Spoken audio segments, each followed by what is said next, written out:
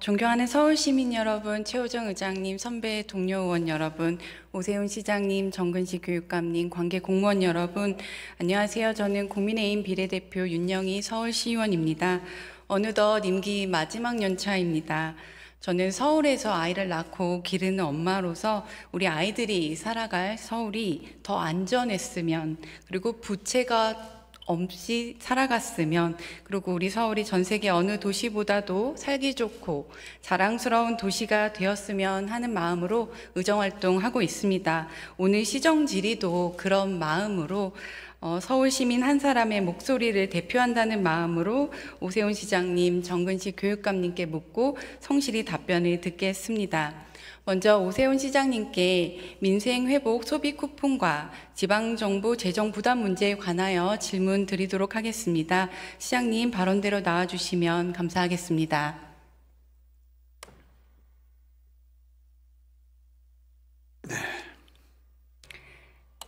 네, 시장님, 지금 이재명 정부가 전 국민 모두에게 15만 원씩 동일하게 지급하는 방식으로 민생 회복 소비 쿠폰을 지급을 했습니다. 그런데 처음에는 우리가 인지하지 못했지만 서울시 국고 보조율이 75%로 적용되고 서울시 부담이 있었다는 사실을 저도 최근에 인지하게 되었거든요. 그리고 서울시 재정 상황도 특별히 경기도나 타 시도와 특별히 여유롭지도 않은데 서울시만 국고 보조율 75%가 적용된 거는 저는 서울시 의원으로서 시민으로서 서울 역차별이다. 왜 서울에게 더 큰 부담을 지우냐 이런 생각을 하게 됩니다. 시장님은 어떻게 생각하십니까? 예, 어떤 그 역사적인 맥락에 의한 관행처럼 굳어진 수도 서울의 재정은 더 여유롭고 튼튼할 것이다 라고 하는 어떤 선입견이 꾸준히 유지되어 온 결과가 아닌가 생각하는데요. 이제는 좀 문제 제기를 해서 바로잡을 필요가 있는 시점이라고 판단을 해서 얼마 전에 부총리 만나 뵙고 재정 지원을 요청하는 기회를 쭉 갖고 계시더라고요, 부총리께서. 네. 그래서 그 자리에서 뵌 기회를 활용해서 개별적인 재정 보조를 요청드리기보다는 이런 근본적인 문제를 제기한 적이 있습니다. 네. 한 150가지 정도의 보조금을 정부로부터 받는데 그때마다 서울은 그 지원율이 다른 지자체와 차이가 납니다. 문제는 그동안의 이 재정 상황이 큰 변화를 겪어왔기 때문에 다른 곳은 몰라도 경기도와 비교하면 차등이 네. 있어서는 안 되겠다. 네, 맞습니다. 하는 취지의 네. 제안을 드렸습니다. 여러 가지 기준으로 볼 때 뭐 인구도 이제는 경기도가 훨씬 더 많고요.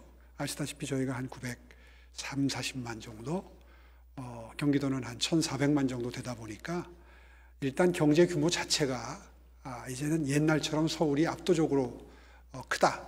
이건 이제 전혀 사실이 아닌 관계가 된 겁니다. 그런데 이제 행정, 특히 재정과 관련된 행정은 관행이 꾸준히 유지가 됐던 거죠. 그래서 이번 기회에 모든 수치를 좀 자료를 가지고 객관화해서 제출을 했습니다. 네, 감사합니다. 그걸 보여드리면서 이 정도 되면 이제는 정부의 원칙이 바뀌어야 될 시점이 됐다. 네, 맞습니다. 적어도 다른 여타 지자체와 서울, 경기는 좀 다를 수 있다. 그러나 경기도와 서울은 좀 균형을 취해달라. 맞습니다. 하는 취지의 말씀을 드렸더니 아주 적극 공감을 하시더라고요. 네, 그렇습니까? 네, 뭐 그 자리에서는 적극 공감을 하셨는데 그게 결과적으로 재원 배분에는 어떻게 영향을 미칠지는 아직은 좀 지켜봐야 되겠습니다. 네, 저는 이번 이재명 정부의 민생 회복 소비 쿠폰의 서울 부담률이 타 시도와 다르게 많았다는 점은 강력하게 항의하는 바이고요. 그리고 앞으로 보여주기 정책을 펼치면서도 또 시민에게, 서울 시민에게만 특별한 부담을 지우고 있다는 점 서울 시민에게 적극적으로 알릴 예정입니다. 그리고 또 어려운 이웃에게 더 두텁게 지원하고 청년 일자리 창출이나 미래산업 육성에 지급되어야 하는 것이 더 바람직하다고 생각을 하는데 어쨌든 이재명 정부는 소비 진작을 위해서 이 정책을 시행한다고 했습니다. 그래서 그런 부분에 있어서 사실 문재인 정부 때 재난지원금을 통해서 저희가 소비 진작 효과가 없다 있다라는 것을 확인을 했는데 또 이 정책을 시행한 부분에 있어서 비판할 것은 비판해야 된다고 생각합니다. 시장님 보시기에는 이 소비 쿠폰이 실질적인 경기 부양 효과 있을 것이다라고 예상하십니까? 저는 그렇게 생각지 않습니다. 여러 차례 제 의견을 발표한 것처럼 이런 식의 자금 집행은 부채만 늘릴 뿐이다. 맞습니다. 네. 그리고 시중에 어떤 형태로든 자금이 풀리게 되면 그것은 결국 물가 상승, 부동산을 포함한 물가 상승까지 이어질 수밖에 없기 때문에 정말 최소화해야 된다. 그리고 안 하면 안 할수록 바람직하다. 이런 입장을 여러 차례 견지해 왔습니다. 정부는 이번에 소비 진작 효과를 확인하겠다고 하지만 또 여태까지 보여줬던 모습을 봤을 때 또 이런 민생 회복 소비 쿠폰과 같은 포퓰리즘성 현금 지원 정책 또 할 수도 있다. 저는 그런 걱정을 하고 있습니다. 그런데 또 이번 같이 지방 정부에게 또 약간 일부의 부담을 떠넘기는 식으로 진행을 한다면 혹시 시장님 서울시는 어떻게 이 정책에 대해서 대응을 하실 계획이십니까? 제가 이미 입장을 여러 번 낸 적이 있는데요. 이번에 한해서는 협조를 하겠다. 그러나 추후에 반복이 되는 경우에는 협조하기가 서울시는 어렵겠다. 이런 입장을 직접 대통령께도 말씀을 드렸습니다. 네. 그 이유는 철학을 달리해서 경기부양 효과가 있는지 없는지에 대해서는 논쟁의 여지가 있다 하더라도 일단 이런 부담을 지자체에 떠넘기는 것은 매우 잘못된 행태다. 더군다나 지자체의 부담을 떠넘기려면 사전에 상의를 했었어야죠. 네. 아주 일방적인 통보였거든요. 이건 정말 바람직하지 않습니다. 무슨 회의를 하면 이제 지방을 존중하겠다, 지방 발전 전략이나 재원 전략에 대해서는 충분히 지원을 하겠다. 굉장히 듣기 좋은 이야기들을 반복적으로 늘 하시는데 실제로 하는 행태는 지방정부와 상의조차 하지 않고 일방적으로 결정하는 그런 과정이었기 때문에 두 번 다시 이런 프로세스는 반복되지 않았으면 좋겠다 하는 네. 취지의 말씀을 분명히 드렸고요. 네. 이번의 경우에도 사실 문제 제기를 안 할 수가 없습니다. 이 재원 마련 과정에 대해서. 사실 저희가 직전에 추경을 편성한 바가 있기 때문에 여유 재원이 거의 없거든요. 네. 있는 걸 다 모아서 지난 추경에 썼는데 빚을 내가지고 지방채를 발행을 해가지고 재원을 마련하게 되면 그것은 그 지자체장의 재정운영 기조에 대한 철학, 원칙을 짓밟는 것이죠. 네. 어저께도 이 자리에서 말씀을 드렸습니다마는 저희가 수년 동안 허리띠를 졸라매서 겨우 6천억 감소를 시켰는데 부채를 감소시켜놨는데 한꺼번에 소비 쿠폰 발행하면서 3,500억을 네. 지방채를 발행해서 마련한다. 이거는 정말 저로서는 받아들이기 어려운 상황입니다. 그럼에도 불구하고 크게 마음 먹고 이번에 한해서는 협조하겠다 이런 입장을 견지하고 있고요. 다만 그 방법론에 대해서는 문제 제기를 하지 않을 수가 없습니다. 원칙적으로 이야기하면 소비 쿠폰을 발행한다든가 하는 식의 이런 파퓰리즘적인 접근을 하기 위해서 채권을 발행한다, 빚을 낸다. 이거는 누가 들어도 우려할 만한 일이고 누가 보아도 난센스입니다. 난센스. 네, 동의합니다. 예. 그런데 그나마 그렇게 지방채를 발행하려면은 지방재정법을 개정을 해서 지금 개정이 됐습니까? 명분을 마련해야 되는데 그게 지금 오늘 아침에 확인하니까 행안위 법안심사 소위를 이제 통과한 단계고 국회에서 9월 말경에 본회의 통과를 예정하고 있다 그럽니다. 토론이 없는 찬반 토론이 무의미한 국회 상황이기 때문에 아마 정부의 스케줄대로 9월 말에 통과가 되겠죠. 그런데 이제 당장 재원을 마련하는 게 필요하다 보니까 이 법 개정 작업은 개정 작업대로 진행을 시키면서 또 투트랙으로 지방채 발행에 대해서 지금 편법을 동원하고 있습니다. 어떤 그러니까 재난관리기금을 활용하는 건데요. 비방체를 발행해서 재난관리기금에 집어넣고 재난관리기금에 들어가 있는 것을 통합재정안정화기금으로 돌리는 겁니다. 그렇게 해서 그걸 빼서 쓰겠다는 거예요. 네. 아마 이런 과정을 국민 여러분들이 아시게 되면 네. 그 소비 쿠폰으로 받아서 드시는 불고기를 드실 때 과연 그렇게 맛이 있으실까? 저는 그 불고기가 결국 우리 아이가 갚아야 되는 빚이다, 이런 문제의식 때문에 시장님께서 앞으로도 계속 이 약간 지방정부 부담을 전가시키는 이재명 정부의 포퓰리즘 정책이 더 이상 진행되지 않도록 적극적으로 좀 의견을 내주셨으면 하는 그런 부탁드리고자 합니다. 그래서 오늘 이 말씀 드리는 겁니다. 네. 과연 이런 편법을 동원해서까지 소비 쿠폰을 발행해서 뿌려야 되는가? 네. 그리고 그 경기부양 효과가 재난관리기금으로 우회 통로를 만들어서 발행할 만큼의 긴급한 상황인가? 사실 재난관리기금을 편법적으로 운영한 적이 있습니다. 예. 코로나 때 그렇습니다. 그때는 코로나 재난 상황이기 재난이었으니까. 때문에 그렇습니다. 예, 맞습니다. 예. 그런데 과연 집권 초에 이런 선심성 정책을 쓰면서 재난관리기금을 그 우회 통로로 쓴다는 것이 과연 국민적 공감대가 형성되겠는가 하는 데 대한 문제 제기를 오늘 하는 겁니다. 네, 동의합니다. 네, 시장님 오늘 의견 주셔서 감사드리고요. 아까 말씀드렸듯이 이런 포퓰리즘 정책이 얼마나 미래 세대의 부담으로 다가올지에 대해서 적극적으로 의견 주시기를 부탁드리겠습니다. 네, 그렇게 하겠습니다. 자리로 돌아가셔도 좋습니다.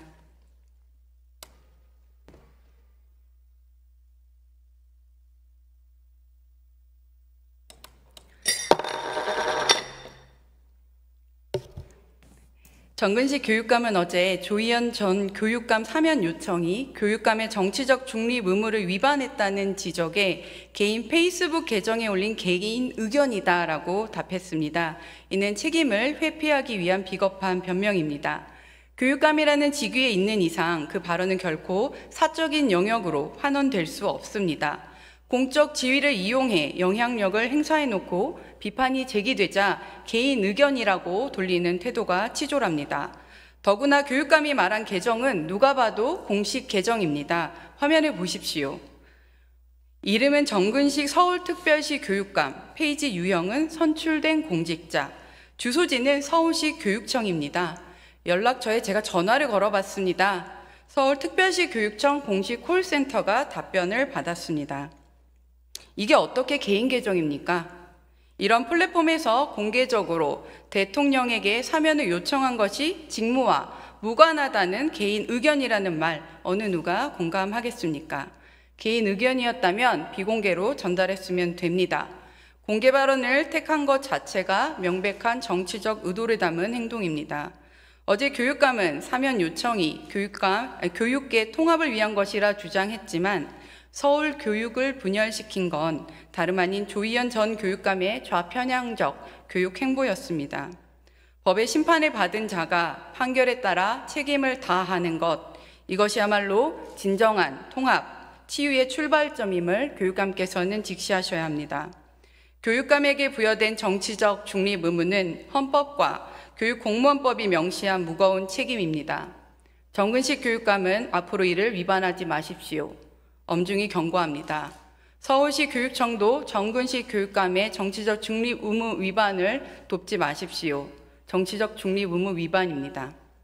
교육감님 발언대로 나와주시면 감사하겠습니다.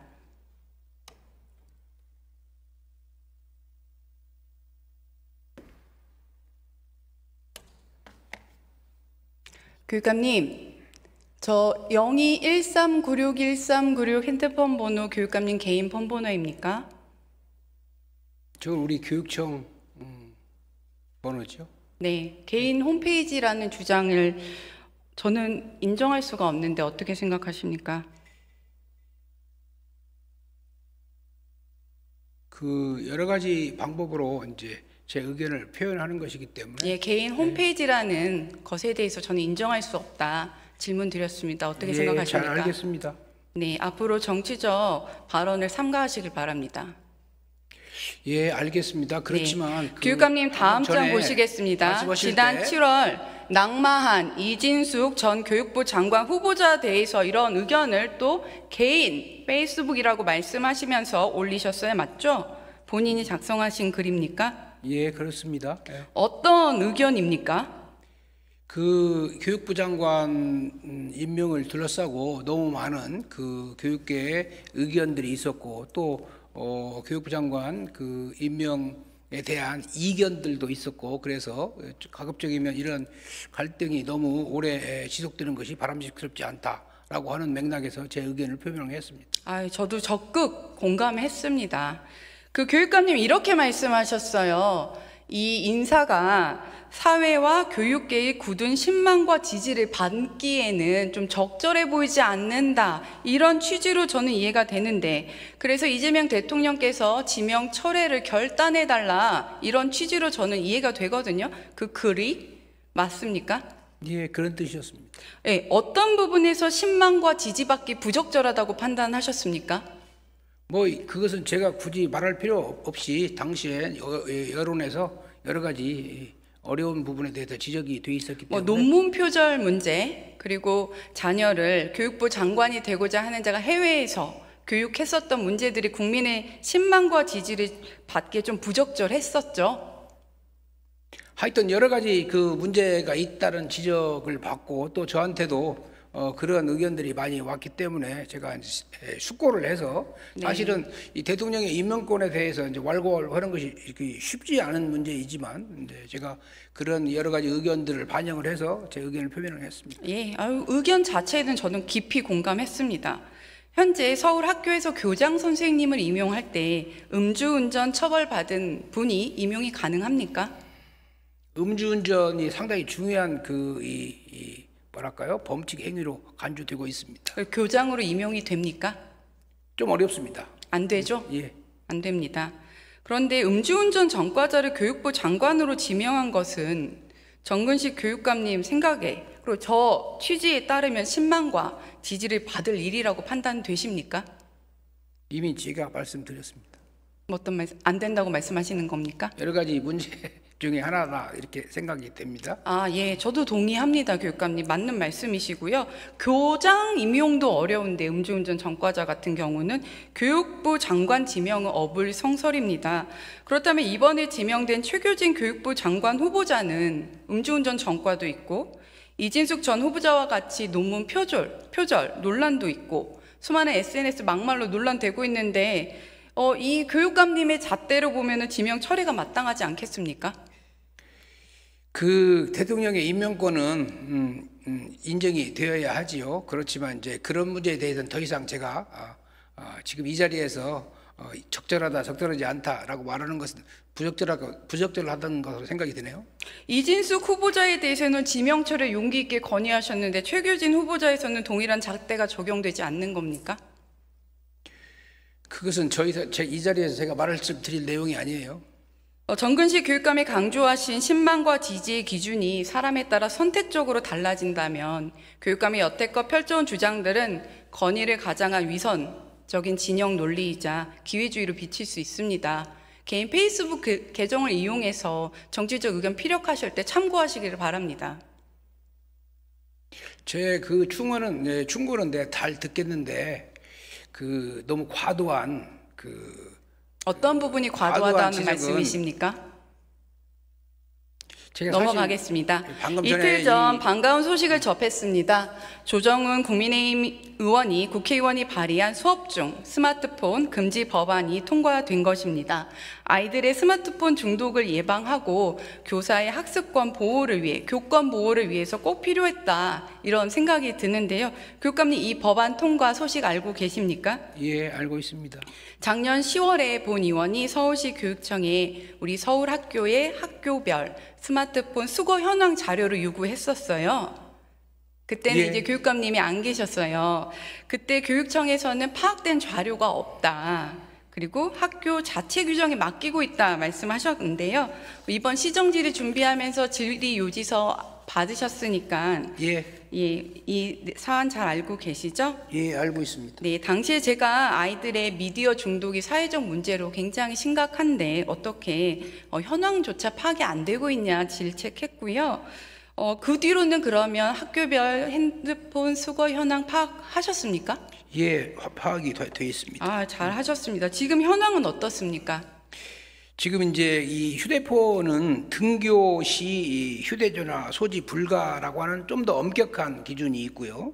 두 번째 좀 더 마일드한 기준은 수업 중 그 학교에 가져오기는 하는데 수업 중에는 수거하는 방식이 있고요. 그 다음에 이제 점심시간에 그걸 허용하는 그런 학교가 있고요. 이 기본적으로 모든 학교들이 수업 중에 휴대폰 사용은 금지되어 있는데 다만 이제 아까 말씀드린 약간의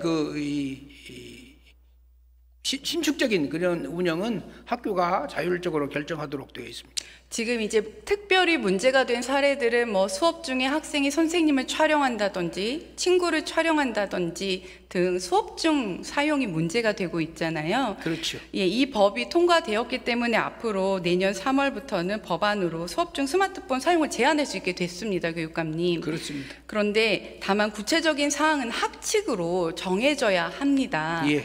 그래서 지금 이 법안의 실효성을 걱정하시는 분들도 계세요. 그래서 제가 제안드리는 거는 서울시 교육청 차원의 학교 스마트폰 수거 가이드라인을 만들어야 한다라는 게 제 주장인데요. 교육감님, 지금은 제가 서울시 교육청에 물어봤을 때 학교 스마트폰 수거 가이드라인은 없습니다. 맞죠? 길라잡이가 있습니다. 있습니까? 예. 그러면 이 법안이 이제 통과되었으니까 그거에 맞춰서 가이드라인을 그럼 다시 수정해서 수업 중에 학교에서 핸드폰 사용하는 것을 제한해야 되는 것을 만들 계획 있으신 거죠? 예, 그 가이드라인을 수정해야 할 필요성이 있을 것으로 생각이 됩니다. 예, 알겠습니다. 감사하고요. 어렵게 만들어진 이 법안이 실효성 가지고 학교 현장에서 제대로 시행될 수 있도록 각 학교가 학칙을 다 잘 제정할 수 있도록 교육감님 신경 써주시기를 부탁드립니다. 그렇게 하겠습니다. 네, 작년 보궐선거로 입성하셨죠? 그렇습니다. 이제 1년 돼가고 계세요. 소회가 어떠십니까? 생각보다 이 교육감 일이 어렵고 또 엄중하다 그렇게 매일매일 느끼고 있습니다. 네, 교육감님께서 약속하신 공약 제가 잘 지키고 계신지 확인하려고 자료 제출 요구했습니다. 예, 근데 오늘까지 제출이 되지 않았는데 왜 시의회 자료 요구에 성실하게 응하지 않습니까? 어떤 자료를 요구했는지 공약 요구 사항, 이행률 자료 제출 요구했는데 답변이 안 왔어요. 근데 답변은 이렇습니다. 공약 이행 관련 자료가 취합되지 않아서 제출할 수 없다. 매우 부적절하고요. 자료 제출 미성실한 것은 의회 무시입니다. 교육감님. 그런 건 아니죠. 그 매일매일 그 공약 이행만 계산하고 자료 있는 게 제출을 아니잖아요. 정확한 시간에 알겠습니다. 제출하셔야 합니다. 예. 교육감님, 그 태도가 문제입니다. 그런 게 아니라니요. 제가 우리 젊은 우리 윤영희 의원으로부터 늘 충고를 받고 있습니다. 자료 요구 미제출은 의회 무시이고 의회 무시는 바로 서울 시민 무시입니다. 그건 무시가 시정하시기를 아니고요. 바랍니다. 그 이행률이라고 하는 개념 자체가 굉장히 어려운 거거든요. 네, 이거 잘 아시죠? 예, 뭡니까? 공약에 관한 내용. 정근식 교육감 보궐선거 당시 공약집입니다. 잘 보이시나요? 그때 시민들하고 약속을 참 많이 하셨습니다. 예, 여러 가지 약속을 했습니다. 잘 지키고 계십니까? 지키기 위해서 최대한 노력을 하고 있습니다. 네, 잘 지키셔야 합니다. 교육감님 약속하셨잖아요. 예, 알겠습니다. 네. 14페이지 보겠습니다. 2025년 서울시 교육청 교육 예산 삭감 대응 지방교육재정 지켜내겠다. 정근식이 하겠다. 기억나십니까? 예, 기억납니다. 어떤 공약 하신 겁니까? 당시에 이 고교 무상교육 예산이 그 일몰될 예정에 있었습니다. 2024년 말로 일몰될 예정이 있었고, 그래서 이것을 일몰시키지 말고 연장해달라라고 하는 그런 내용이었습니다. 그래서 네, 당선 직후에도 교육감님은 고등학교 무상교육 예산 삭감 맞죠? 일몰 아니고 삭감 중앙정부가 삭감한 예산 걱정된다. 반드시 원래대로 돌려놓겠다. 당선 일성이었습니다. 기억나십니까? 그때 당시에 저 일몰이라고 아니, 기억나십니까? 기억나는데 그 후에 이미 해명을 다 했습니다. 예, 중앙정부는 애초에 예산 삭감한 적이 없는데 삭감했다고 사실을 호도하셨죠. 그리고 나서 서울시의회 이 자리에서 바로 일몰에 대한 이해가 부족했다. 교육행정 경험이 없어서 잘못 말했다. 사과하셨죠. 그랬습니다. 예. 네, 그리고 올해 1월입니다. 정부가 고교 무상교육 지원 3년 연장을 담은 법 개정안을 제2요구권 행사했더니 뭐라고 하셨습니까? 여긴 나오지 않아요. 본인이 하신 말입니다. 뭐라고 하셨습니까? 뭐 정확하게는 기억이 안 나지만 유감스럽게 생각한다고 말했죠. 강력 반발했다. 예. 고교 무상교육 비용 분담 포기는 정부의 책임 방기다. 이렇게 말씀하셨죠? 저는 이 이렇게 말씀하셨습니까? 정부의 책임 방기다. 정확하게 그렇게 그렇게 말씀하셨더라고요. 했는지는 모르겠지만 하여튼 그런 뜻으로 얘기를 했고 저는 네, 이제 얼마 전 이재명 정부가 제가 좀 답변을 제가 질의를 합니다. 시간 좀 주세요. 질문을 하질 않았어요, 교육감님. 질문했잖아요 방금 전에. 그렇게 말했냐고 했는데 그 대답만 하시면 됩니다. 그런 방식의 토론은 전혀 생산적이지 않아요. 예, 제가 생산적으로 제가 유도하고 있으니까 질의에 성실하게 답변해 주세요. 알겠습니다.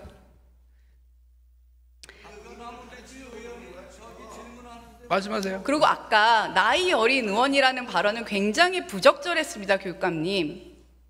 그 전에 그 나이 어린 게 의원이랑 무슨 관계가 있습니까? 아닙니다. 그 전에 제가 사과하십시오. 사과합니다. 네, 오기 전에 질의하겠습니다. 좋습니다. 얼마 전 이재명 정부가 서울교육청에 고교 무상교육 예산 2025년분 1년치 다 지급할 수 없다. 6개월치만 지급할 수 있다라고 통보했습니까? 지금 그렇게 통보했습니까? 연락이 왔습니다. 예. 통보 받으셨네요. 예. 교육감님, 공유학집에 뭐라고 하셨습니까? 2025년 고교 무상교육 예산 안정을 위해서 지방교육재정 지켜내겠다. 대응하셨습니까? 예, 엄청나게 대응을 해서 이게 지난 8월 달에 다시 국회에서 결정이 됐고 어떻게 결정됐습니까? 반만 준다고 결정됐습니까? 47.5% 이내로 지원하겠다. 원래 47.5%로 지원하던 것을 이번에 결정하면서 47.5% 이내로 지원하겠다. 이렇게 이전 정부보다 더 안 좋은 조건으로 교부하겠다고 하는데 왜 정부 책임 방기에 관해서 강력하게 반발 안 하십니까? 그 전에 이 지원이 일몰됐잖아요. 그래서 그 일몰된 것을 다시 살려낸 것입니다. 물론 원상대로 100% 47.5%로 살려낸 것이 아니고 47.5% 네, 교육감님 이내로 본인이 하신 말씀이에요. 고등학교 무상교육 비용 반드시 원래대로 돌려놓겠다.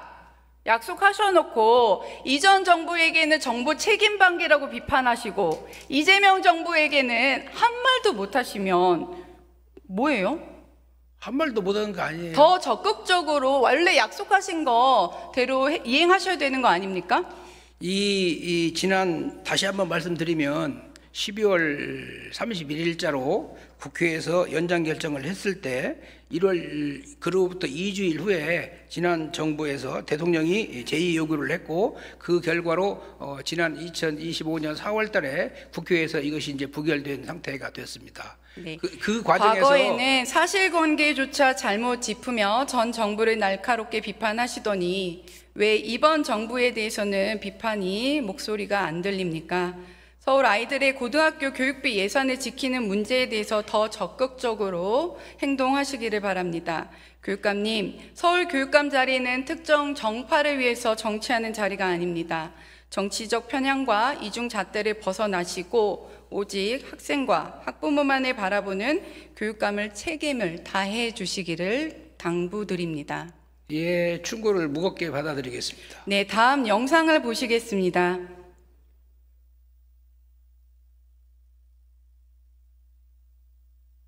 다음 2025년 6월 잠실 중학교 앞 도로에서 헬멧도 쓰지 않고 중학생들로 보이는 픽시 자전거대가 도로를 달리고 있음. 그중 한 학생이 갑자기 왼쪽 차선으로 넘어가더니 지나가던 차량 앞을 가로막음.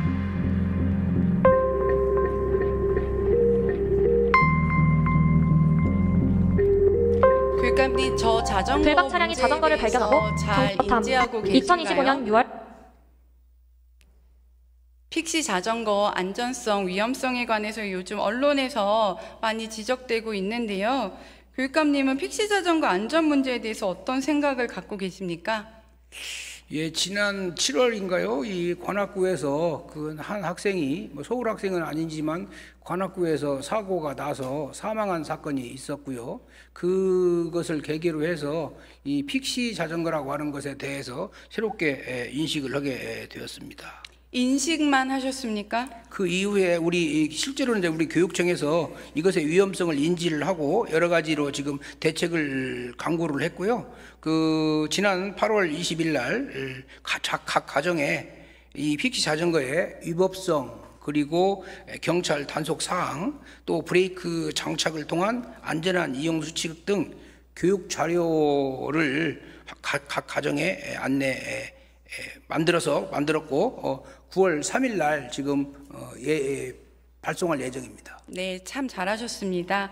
최근 자전거 사고가 특별히 증가하지 않지만 가해자가 청소년인 사고는 급증하고 있습니다. 이것은 데이터로도 확인이 될 수가 있고요. 저는 그 원인을 픽시 자전거 문제와 학교 내 자전거 안전교육의 부재에서 찾고 있습니다. 8월 초에 제가 픽시 자전거 안전교육 강화를 위한 조례 개정을 추진하면서 교육청의 의견을 물었는데 부정 의견을 제출하셨어요. 왜 반대하셨습니까? 제가 보고 받기로는 부정이 아니고요. 부정 의견이라고 서류를 보내셨어요, 교육감님. 어떤 문제가 있냐면 이게 이제 그 법적 근거가 있으면 더 좋겠다라고 하는 그런 제언이랄까요? 그런 것을 한 것으로 제가 보고를 받았습니다. 네, 그런 문제 인식으로 인해서 안타깝게 사망사고까지 이겨졌고 경찰도 이제 적극적으로 단속하겠다고 이런 말씀을 했고요.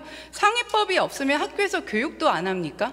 교육을 하고 충분히 이제 안전 문제는 아시다시피 많은 의원님들이 관심을 가지고 또 우리 교육청에서도 거기에 대해서 굉장히 주목을 많이 하고 있는 그런 안전은 내용입니다. 법에 있고 없고의 문제가 아니고 학교라면 반드시 강화해서 교육해야 된다고 생각을 합니다.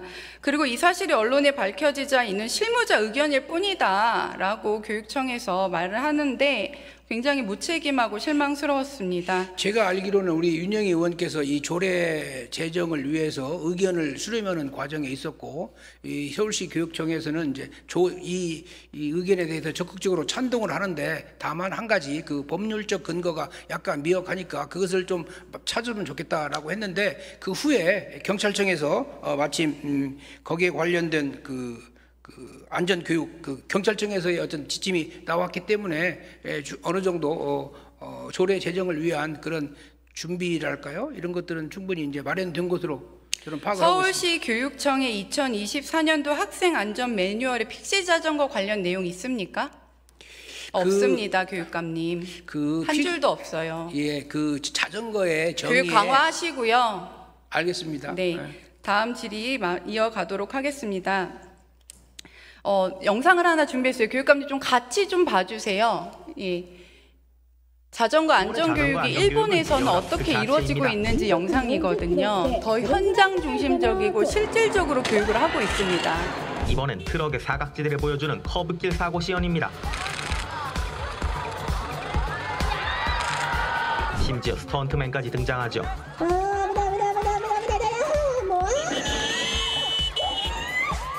조금 더 리얼한 상황을 볼까요? 복합적인 상황도 다 재현하죠. 버스 완승 제도가 없고 교통비가 비싼 일본은 자전거가 주된 서울시 교육청은 자전거 안전교육 의무에 있어서 조금 더 실질적인 교환 마련과 교육 강화를 해주시기를 부탁드리겠습니다. 예, 좋은 제안이라고 생각합니다. 네, 교육감님 자리로 돌아가셔도 좋습니다.